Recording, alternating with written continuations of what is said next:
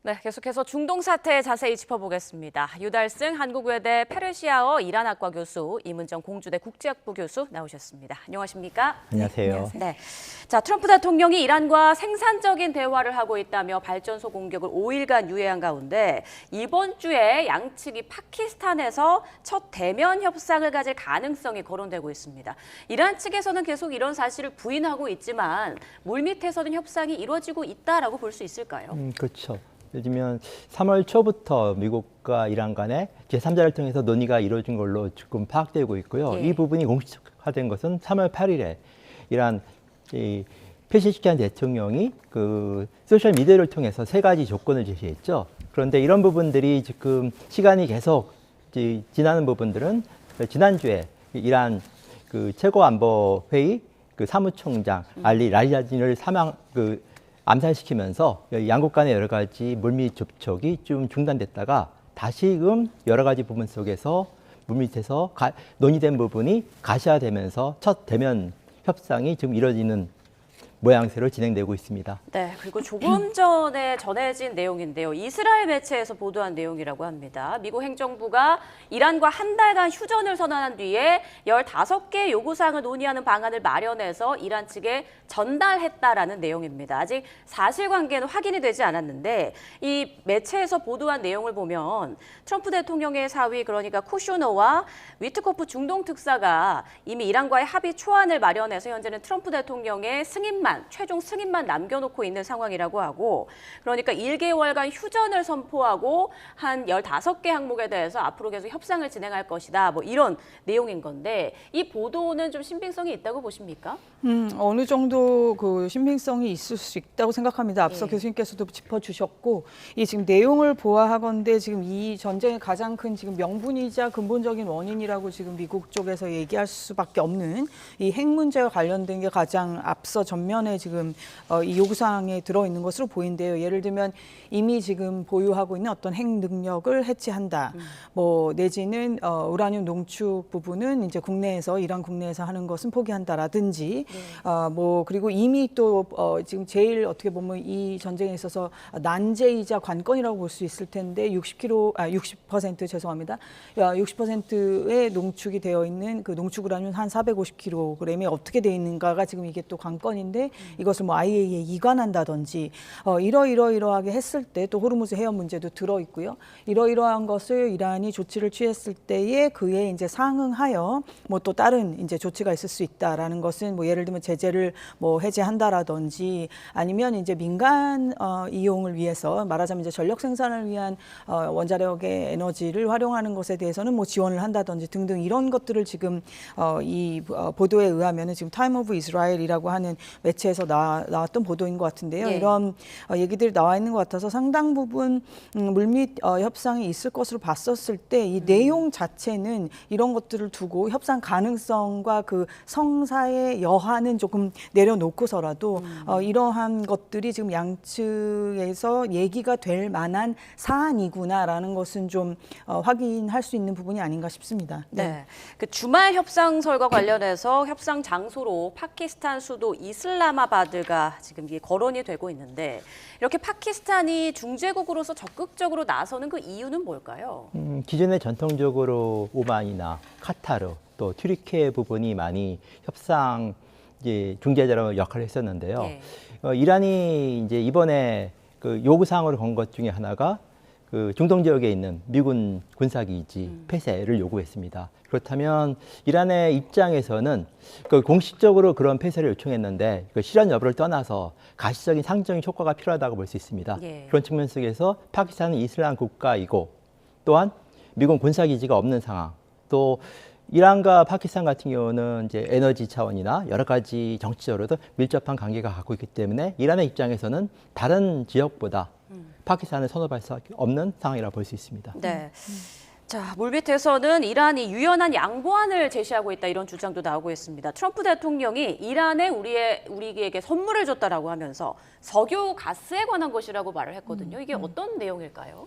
글쎄 이게 트럼프 대통령의 말 자체는 저도 유심히 들었습니다만 네. 뭐 트럼프 대통령이 이렇게 구체적인 표현을 할 때도 또 있지만 지금 이 표현은 뭐 very big present 그냥 굉장히 큰 선물인데 이 큰 선물이 뭐냐라고 했을 때 이제 기자들의 질문에 대해서 이렇게 응대하는 식이었는데 핵과 관련된 것은 아니라고 했고 그리고 석유가스랑 관련된 것이라는 것에 대해서는 그렇다 긍정을 했는데 그러면은 지금 우리의 최대의 관심사일 수밖에 없는 이 호르무즈 해협 소위 그 해협을 통과하느냐 마느냐 이 플로우 흐름에 관한 것이냐라고 했었을 때 그렇다라고 했습니다. 예. 그래서 이렇게만 지금 말이 나온 것이고 뭐 백악관 쪽에서 이렇다 할 지금 뭐 구체적인 대응이 나와 있는 것은 아니어서 저희가 뭐 지금은 추론 내지는 뭐 상상의 영역일 맞습니다. 수밖에 없는데 글쎄요 이 호르무즈 해협의 그 흐름에 관해서 뭐 큰 선물이라고까지 표현을 한 것으로 봐서는 글쎄 앞서 말한 어떤 그 15개 항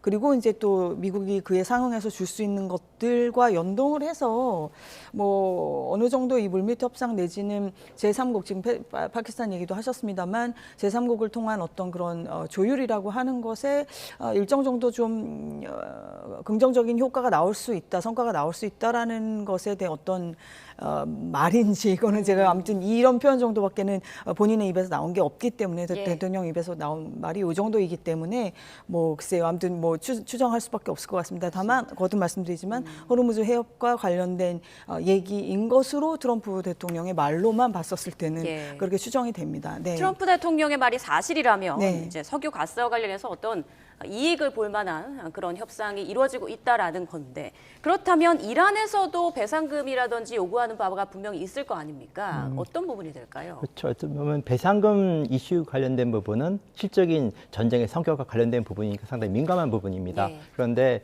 이란 입장에서는 이번 전쟁 이후에 그 전후 복구나 또 경제 부분이 민감한 부분이기 때문에 사실상 상징적인 부분이고 또 다른 부분은 이번에 그 걸프 산유국들을 이란이 공격했죠. 예. 뭐 이후 전쟁 이후에 배상금 부분도 민감한 사항이기 때문에 이런 부분을 가지고 명문화시키면 실질적으로는 미국 내에 과거 팔레비 왕정에 동결된 자산이나 경제 제재 해제 이런 부분들을 함께 거론하고 있고요. 그리고 사실 다양한 정보들이 지금 나오기 때문에 우리가 진실 여부는 확인하기 어렵지만 그 2월 28일 미국과 이스라엘의 공습 이전에 논의된 협상 과정에서 이란이 그 미국 기업들의 이란의 그 천연가스와 석유 회사의 진출에 관련된 부분에 관련된 논의가 좀 있었거든요. 예. 다시 말하면 지금 이란은 공식적으로 법적 제도적으로 불가침 조약이나 이런 부분을 만들자는 건데 그것이 또 실행 여부도 불투명하니까 차라리 이번 기회에 미국 기업들이 이란 내에서 활동하게 되면 더 이상 이와 같은 극단적인 상황은 막지 않을까. 그런 부분들을 우리가 나오는 내용들을 보면서 한 번쯤 확인해 볼 필요가 있습니다. 네. 이란이 가장 민감하게 생각하는 부분은 바로 핵 관련 문제일 텐데 트럼프 대통령은 이란이 핵무기 포기와 더불어서 이번에 합의가 최종 타결되면 이란의 농축 우라늄 비축분을 미국이 직접 수거할 것이다. 이렇게 말하지 않았습니까? 이란이 과연 이 부분을 받아들일까요? 조율이 가능하다고 보십니까?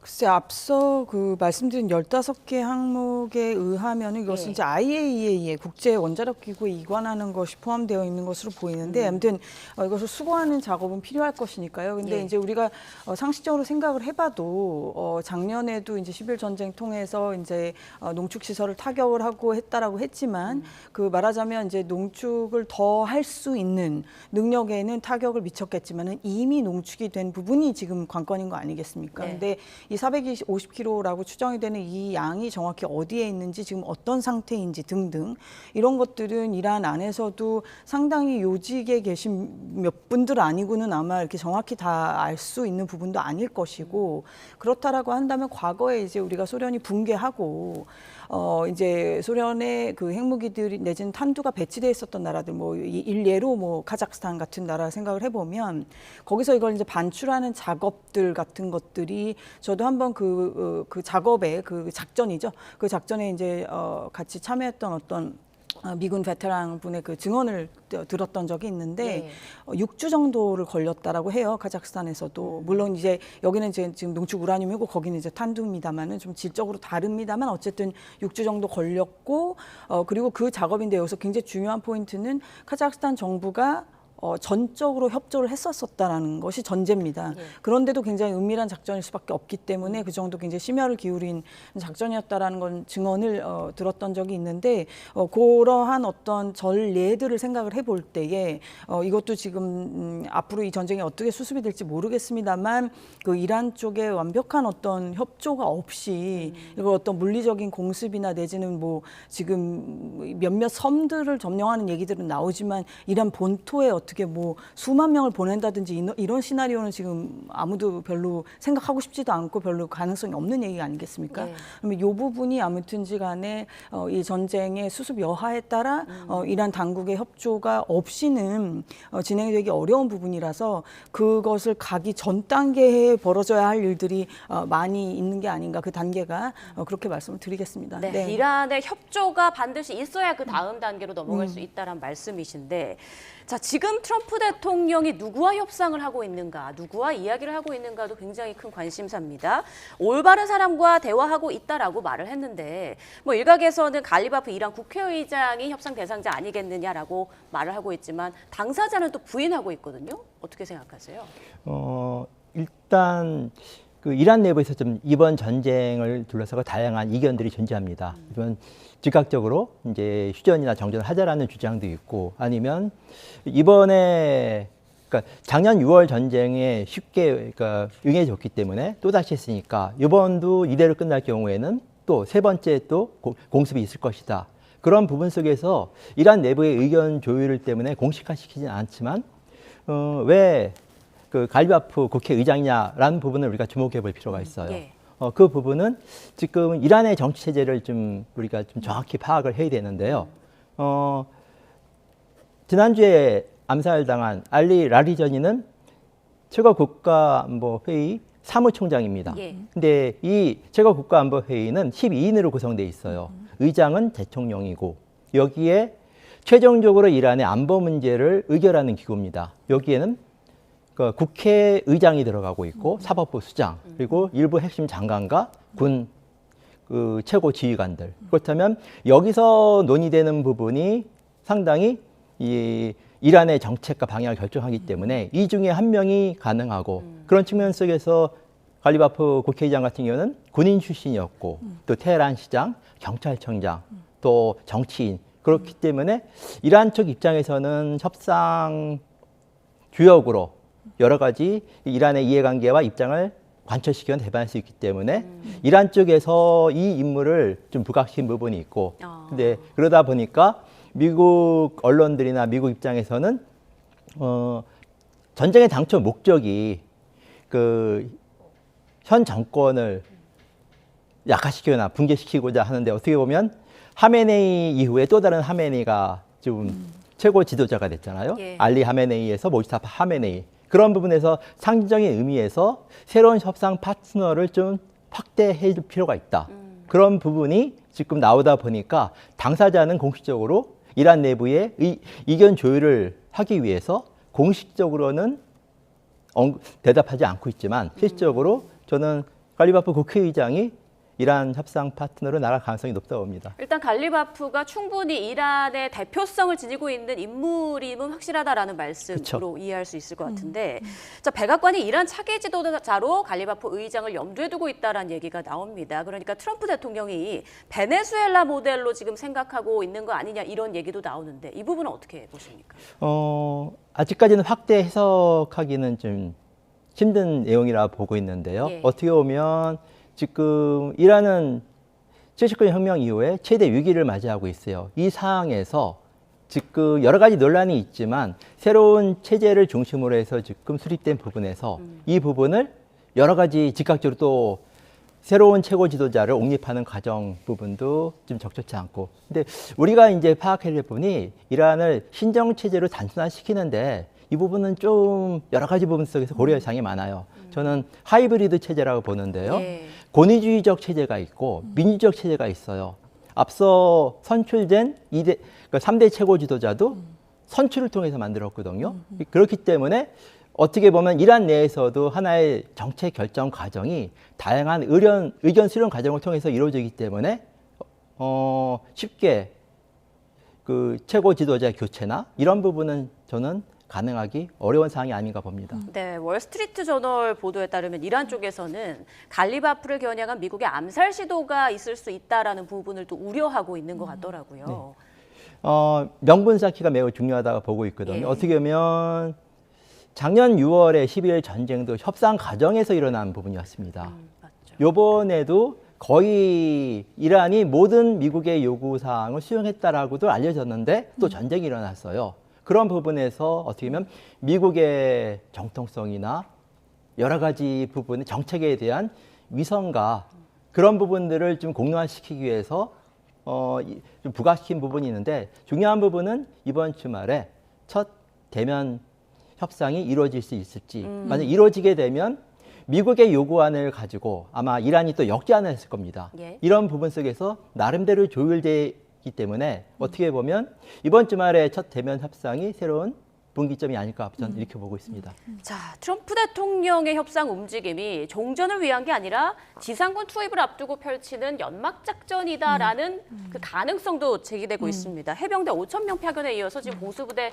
3,000명을 추가로 투입하는 방안을 이야기하고 있는데 연막작전 가능성에 대해서는 어떻게 생각하세요? 그래서 이걸 뭐 연막 작전이라는 표현보다는 여러 가지 카드를 지금 동시에 어쨌든 플레이하고 있다. 뭐 이렇게 보시는 게 어떨까 싶습니다. 예. 뭐 말이 조금 아다르고 어다른 걸 수도 있겠습니다만은 어쨌든 지금 뭐 해병대가 뭐 일본을 떠난 해병대도 이미 통과했고 말라카이 해협도 통과했고 아마 지금 교수님 앞에서 짚어주셨다시피 지금 뭐 이번 주말 정도에 지금 다 집결할 수 있는 것처럼 지금 예측이 되는 부분이라서 일종의 이제 협상의 소위 말하는 지렛대, 뭐 레버리지를 최대한 끌어올리겠다라는 것일 수도 있고 또 여차하면 뭐 레디 투고 정말 여차하면 투입하려고 하는 것일 수도 있죠. 예. 근데 앞서 잠깐 말씀드렸듯이 이제 섬들을 좀 왜냐하면 이제 이란이 굉장히 큰 나라고 이 해안선이 굉장히 길잖아요. 거기를 다 상륙 작전을 해서 뭐 다 장악을 한다는 것은 물리적으로 지금 불가능하고 뭐 처음에 뭐 크루드 민병대라든지 뭐 이런 얘기들도 있고 했었습니다만은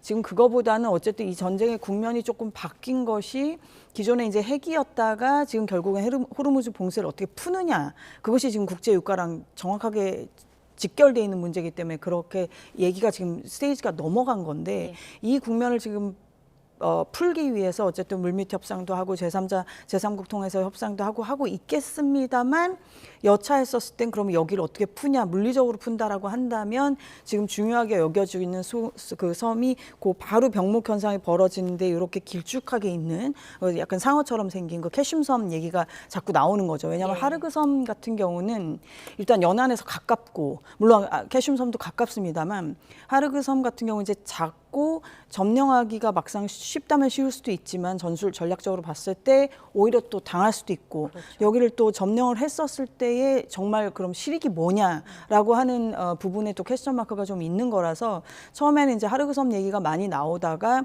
요즘에 이제 그 호르무즈 해협의 바로 앞에 있는 그 섬들 얘기가 더 이제 나오는 것으로 봐서는 그 부분에 대한 카드는 여전히 놓고 지금 플레이를 하고 있다고 보는 것이 맞지 않을까 싶습니다. 네. 자, 미국이 4월 9일을 전쟁 종료일로 잡았다는 또 이스라엘 매체 보도도 있었습니다. 그리고 이스라엘 독립기념일인 4월 22일에 트럼프 대통령이 직접 이스라엘로 건너가서 이스라엘 상을 받을 거다라는 전망도 있더라고요. 이 시나리오는 가능성이 있다고 보세요? 저는 당초 이 전쟁이 발발했을 때 4월 8일 정도가 아닐까라고 추측해 보니 아시다시피 제3대 최고 지도자가 사망하고 장례식도 치르지 못한 상황에서 아르반이라는 40제가 매우 중요합니다. 그래서 저는 이게 4월 8일이라고 생각했었는데 예. 언론 보도에 따르면 4월 7일, 4월 9일 계속 왔다 갔다 한 부분은 이 4월 8일 기점으로 해서 잡힌 것이 아닌가. 그 부분은 이란은 어쨌든 혁명 이후 체제 위기를 맞이한 부분 속에서 이 부분을 가지고 일종의 저항과 승교의 정신들을 만들어서 전 국민을 국가적 차원으로서 단결시킬 필요가 있고 예. 그래서 어떻게 보면 순교자 정신의 완성이 이루어진 부분이 그 40제입니다.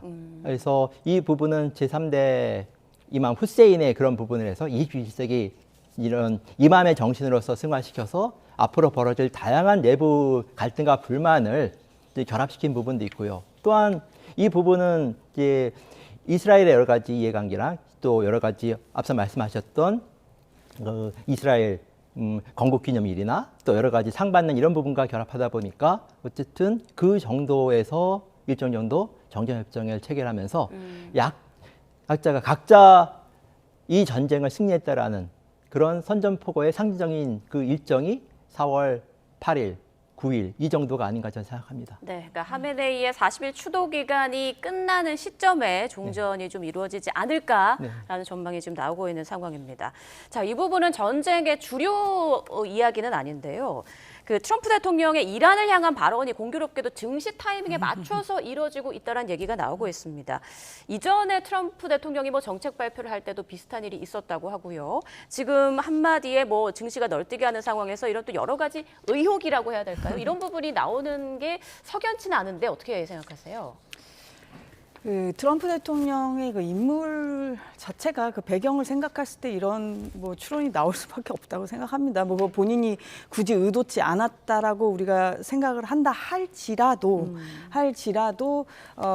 그의 어떤 배경 자체가 뉴욕 출신이고 뉴욕이라 그러면 다 아시다시피 세계 뭐 주식뿐만이 아니라 모든 이 금융의 허브 중에 허브고 이번에 지금 움직이고 있는 사람들 봐도 그렇지 않습니까? 물론 이제 쿠시너 같은 경우 일기 때 뭐 또 요직에 있었기도 합니다만은 쿠시너 자체도 뭐 지금 네타냐후 총리를 뭐 삼촌이라고 부를 정도로 가까웠었더라고 하고 윗커프도 마찬가지고 다 뉴욕 출신의 금융 내지 뭐 부동산도 그렇지만 이런 소위 돈을 움직이는 사람들이잖아요. 그러니까 이런 추론들이 나와도 뭐 그것이 어색하지 않다라고 생각을 하고 또 뭐 공교롭다고 할 수 있을지 모르지만 뭐 이 전쟁의 시작 자체가 주말이었었고 뭐 베네수엘라도 그랬었습니다만은 근데 이제 이러한 지역들이 당연히 유가랑 직결될 수밖에 없는 그런 지역들이다 보니까 이런 분석이 나와도 어쩔 수가 없는 것이겠죠. 그것이 트럼프 대통령이 내걸고 있는 어떤 명분이나 어떤 나름대로의 그 이 전쟁의 어떤 그 목적이라고 하는 것과는 좀 별개의 사안처럼 보인다 하더라도 세상은 이렇게 지금 추론을 해도 뭐 어색하지는 않다고 생각합니다. 네, 이런 내용들이 트럼프 대통령 지지율에도 좀 영향을 주지 않을까 이런 전망이 나오고 있습니다.